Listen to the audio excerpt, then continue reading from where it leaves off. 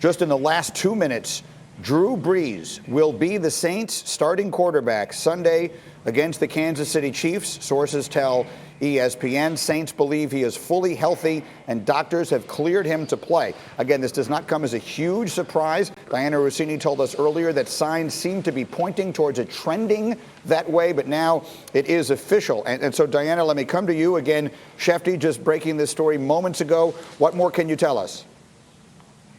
I just got off the phone with a source in New Orleans, actually, while you guys were just having that conversation about this news. And I was told that Drew has had a really strong week at practice. It started on Monday afternoon with trainers. They didn't expect him to look as good as he did.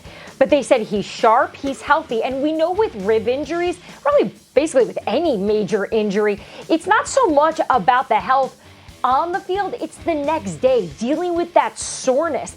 And while there is soreness there, and the source did make it very clear that Drew is not 100%, he's more in the 85-90% range, he's able to handle it. It's not something that's too overwhelming for Drew Brees. So collectively, we know this New Orleans Saints offense, they're better with Drew Brees here, and obviously really good news for them as we're going to see him return. Let's remind everyone that the injuries were 11 broken ribs and a punctured lung. And Bart Scott, I can see the look on your face. You made this point earlier. You're worried about this. Tell everybody why.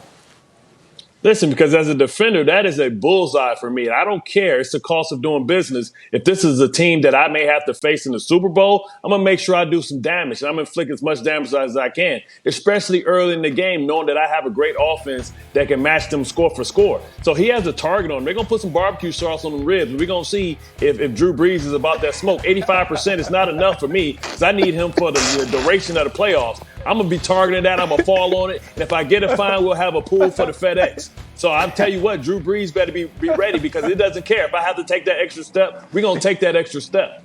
Look, I mean, the bottom line of it is it doesn't sound pretty to say it. But, RC, that is the reality of football, right? Those are serious injuries he's coming back from, and the defenders know that, and they'll go after it, right? Hey, listen, I'm laughing because Bart is 100% correct. Unless the game has just changed that much since we were out. When you have a quarterback who's ailing or any player that's ailing, you want to be as physical as you possibly can be. And Drew Brees is going to be a guy who has a target on his back. They're going to understand that coming back from ribs is difficult. He'll obviously be exposed because he plays the quarterback position. And you watch Chris Jones and you watch this front get pressure on Tua Tagovailoa last week. They're going to try to do the same thing, get pressure in Drew's face and kind of make him get the ball out of his hands quickly to protect himself. And so I think all signs point to Kansas City bringing a lot of pressure this week and forcing Drew Brees to prove to us that those ribs are healed and he's not nervous or scared to be in that pocket. Let me get my quarterback's perspective. Mark Sanchez, what do you think of this decision? Yeah, I think it's dicey. These guys are both right. And knowing that as a quarterback, just like you said, your mentality shifts immediately. All right, how quickly can I get this ball out of my hands? How quickly can we get these blocking protections secured and get rid of this thing? Because like Bart said, like RC said, these guys are going to be falling on him, laying on him a little extra, rolling over a little extra, giving him a quick little jab. That's just the nature of the game.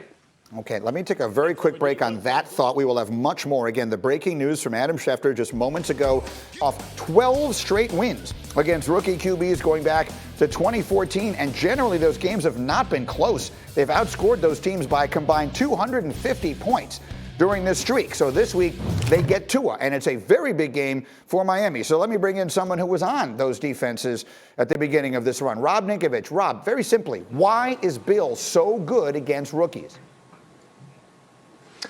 Well, it's pretty simple. You show nothing pre-snap, and you make them figure it out post-snap. So before the snap, you really don't show your hand. You have your poker face. After the snap, the rookie's got to figure it out. They got to figure out what the coverage is. They got to figure out where the blitz is coming from. And in your first two series of the game, you load the box. You let the quarterback figure out what's coming. Is it a blitz? Is it coverage? We don't know. You're going to have to figure it out. And with that, then you know, okay, can this quarterback come to the line of scrimmage and can he figure out what we are doing to him? If he cannot, if he comes to the line of scrimmage and you're showing an all-out blitz look and he runs the play because that's the only thing he knows how to do is take the call from the sideline, bring it to the line of scrimmage and run the play, then you know, okay, well, we can pretty much do what we want with this guy, and he's not going to be able to figure it out. So Bill Belichick is the master at game planning each and every week. It's going to be a different game plan. And when you play a rookie, you want to make them figure it out. And RC knows this because he's in the secondary. You do not show your hand, and you make them figure out the coverages. They have a veteran secondary, and they'll be able to do that.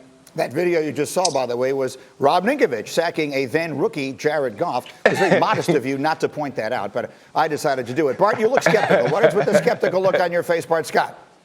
Because when you have numbers, you can push whatever narrative you want. The reality is, most times when a team has a rookie quarterback starting, it's because they're the best player on the team. You think about they're usually on the team that pick low in the draft and they have a horrible team. I remember going against Bill Belichick and Tom Brady, with a Mark Sanchez. Didn't matter, right? You want to know why? Because he was on a good football team. Tua Tagovailoa is on a good football team. So I don't think he's going to have any problem looking at the team and looking at the tape in which the Patriots represented themselves against the Rams the previous week. You think about this secondary win blow for blow with the best, arguably the number one offense in the game. This is going to be like a week off. This is going to be like going against the scout team. Cam Newton has a 78 QBR, 10 interceptions. I'm not worried about anything that the Patriots offense has to present to the Miami Dolphins defense. Flores understands all the Jedi mind tricks that Bill has. We all understand he's a Sith Lord, but he's out of moves. He has no more moves on the chessboard, and it's time for Miami to claim their stake and say, you know what, this is our division now. We have a much better quarterback than you have.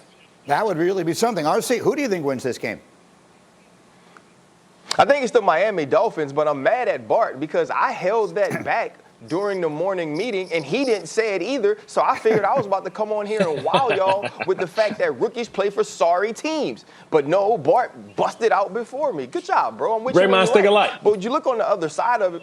Hey, you know what I'm saying? You look on the other side of it, though, and you see Tua Tagovailoa and that team. You watch what Tua Tagovailoa had to do in the second half of last week's game against the Kansas City Chiefs. I felt like he grew up. The other part of it is when you see this man under pressure, when Tua Tagovailoa has played for Nick Saban, when he's been in some of the pressure situations that he's been in throughout his career, he's not your normal rookie. He also grew up in this 7-on-7 arena of football in high school, so he's seen different things. He's thrown a lot of footballs, and he's also playing for the better team, as Bart said. And what is the New England Patriots offense going to do against a Miami Dolphins defense that plays like we normally see the New England Patriots? And so this isn't the same New England Patriots team. Nico's not walking through that door. Teddy B is not walking through that door. Ronnie Harrison is not walking through that door. And so when you look at what this team is facing, I think the Miami Dolphins have an opportunity to win this game and win this game going away late.